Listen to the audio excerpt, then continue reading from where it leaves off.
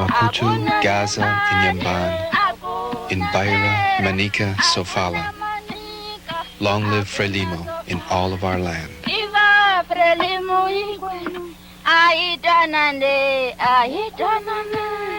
Comrade President, when Frelimo looks back to the past, would you say the political leadership acted too quickly in transforming the country into a Marxist-Leninist state? This question is very interesting. It is Western, the Western point of view. They think that in Mozambique, we've had natural disasters and other things because we've moved ahead too quickly. Those who cannot read or write accept this theory.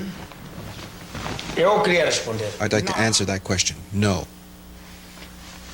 It was neither too soon nor too late. After gaining independence in 1975, Samora Machel and his party, Frelimo, who directed the liberation struggle of Mozambique, hastily adopted socialist Marxist-Leninism as the country's governing ideology. Machel's new government acted rapidly to nationalize all key industries and land. This had a tremendous impact on the country as demographics in cities changed as they became predominantly inhabited by the native population and buildings formerly owned Portuguese settlers were now inhabited by natives. 2 years after independence, in 1977, during Frelimo's Third Congress, Frelimo proclaimed itself as a Marxist-Leninist party, which was committed to the construction of socialism based on the Worker-Peasant Alliance. The Congress also re-elected Machel as president of the party and also of the Republic. Frelimo, which restructured into cellulars, which also translates to branches, to the country. The party was to be a Leninist vanguard and also above all state institutions. In 1978, the country held elections. Mozambique was a one-party state and therefore there was no formal opposition. Instead, candidates were presented by Frelimo who were occasionally rejected due to grievances by the public, ranging from offenses such as domestic violence to working as a spy for the secret police in the colonial era. Frelimo faced hostility and violence from the neighboring white minority regimes of Rhodesia and South Africa. In March 1976, Machel's government implemented sanctions against Ian Smith's white minority government of Rhodesia, which was imposed by the United Nations, and he also subsequently closed the border between Mozambique and Rhodesia, which infuriated Smith's regime as he relied on Mozambican ports for their imports. In addition to this, Machel gave support to Robert Mugabe's Zanla guerrillas and also allowed them to use Mozambique as a base of operation. In retaliation to this, the Smith regime recruited disillusioned Mozambicans and created a rebel movement known as the Mozambican Resistance Movement, or MNR. Machel's government also introduced re-education centers where petty criminals, political opponents, and antisocial elements such as drug users were incarcerated without a legal process. In addition to this, Frelimo also executed prominent dissidents such as Uriah Simango and Paulo Gumane. As mentioned before, Samora Machel's Frelimo government supported and harbored Robert Mugabe's Zanla guerrillas. As a result of this, Machel's government made Ian Smith's government an adversary, and they retaliated by creating a rebel movement known as Renamo. During its early years, Renamo received support from Rhodesia, but when Rhodesia collapsed and Zimbabwe gained independence in 1980, support for the movement was adopted by the apartheid regime in South Africa. After Mozambique gained independence in 1975, Samora Machel's government established support for the African National Congress, also known as the ANC.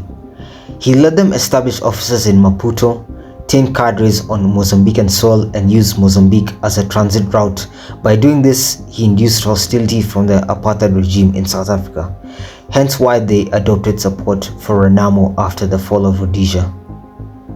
On June 30th, 1981, the South African Defense Forces made an incursion into Mozambique, resulting in the killing of 12 ANC members who took up refuge in Matola. While those killed were members of the ANC's armed wing Nkomati, the houses that harbored them were not guerrilla bases.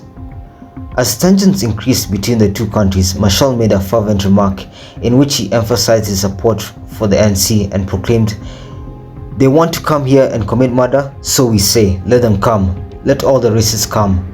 Let the South Africans come, but let them be clear that the war will end in Pretoria."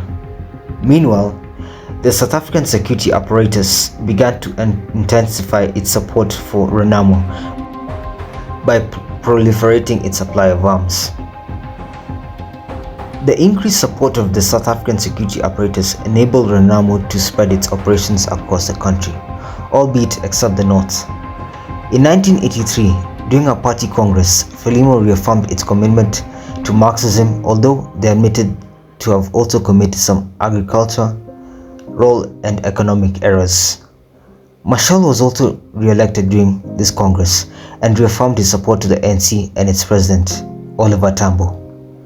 However, the deteriorating military and economic conditions compelled Machel to make a controversial decision, which was signing a non-aggression pact with the South African apartheid regime known as the Nkomati Accord.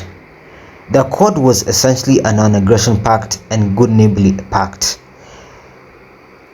The accord was signed on the 16th of March 1984. The conditions of the pact included the halting of support of dissident movements of both countries, which were the ANC and Renamo. The accord was met with strong disapproval from members of the SADC group and especially from the ANC, who were aware of the significant impact on their liberation activities.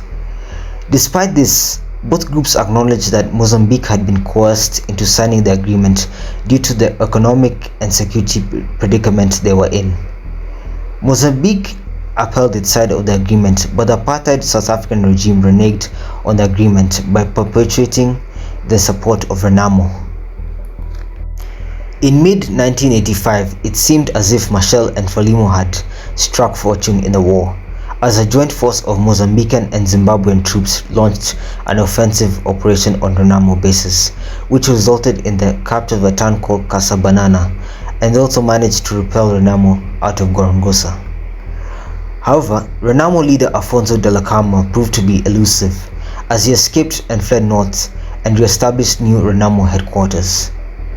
On a visit to Casabanana, Machel spoke positively stating, "We have broken the back of the snake, but the tail will still thrash around." Despite all these achievements, the war persisted, with Renamo operating out of Malawi, who under its first president, Kamuzu Banda, had cordial relations with the apartheid regime and also adopted support for Renamo. Machel had a virulent relationship with Banda, whom he deeply despised to the extent in which he labeled him a fascist. After an unsuccessful meeting with Banda, Machel threatened to place missiles on the Mozambican-Malawi border and to block all Malawian access to Mozambican ports. On the night of 19th October 1986, Machel attended a summit in Bala, Zambia, that was convened in order to put pressure on Zairean dictator Mobutu Sese Seko to end his support for Angolan rebel movement UNITA.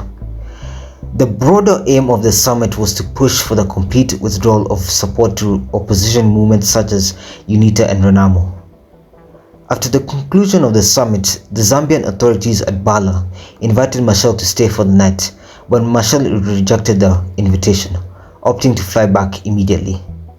This decision also was against a policy by the Ministry of Security that the president should never travel at night. It also proved to be a fatal decision, as a plane would never reach its destination. The plane crashed into a hillside situated in Mzini, South Africa.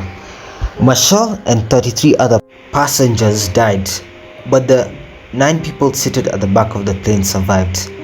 The Mago Commission, headed by Judge Cecil Mago, and established by the South African government, investigated the incident and concluded that it was caused by a pilot error.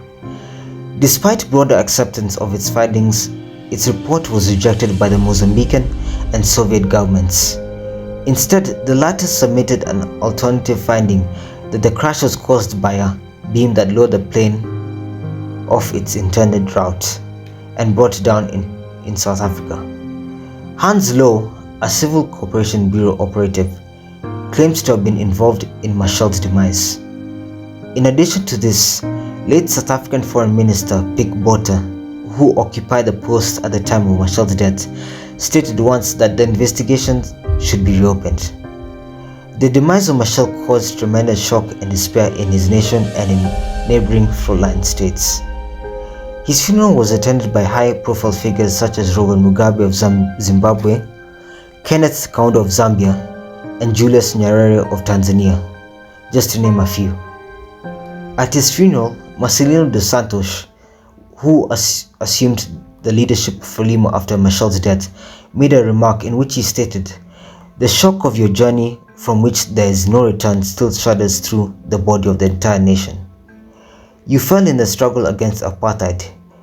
You understood apartheid as a problem for all humanity." Samora Machel was undoubtedly one of the most revolutionary figures the continent has ever had, and his legacy remains strong. He will eternally be remembered for his contribution for the liberation of his country and of the continent at large. Thank you for watching. This was African Icons, and if you enjoyed the video, please like and subscribe.